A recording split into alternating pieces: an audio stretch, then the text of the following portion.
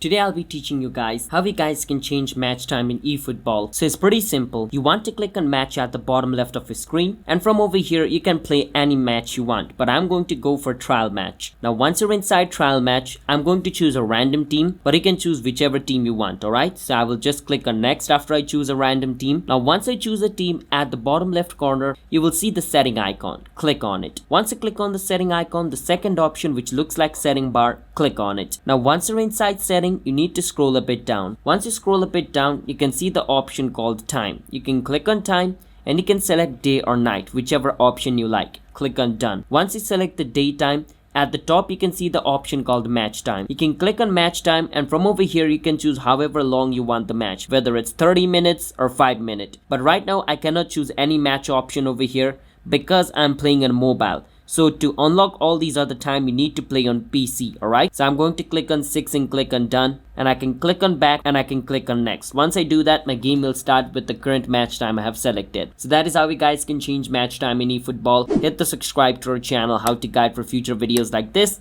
I'll see you guys next time.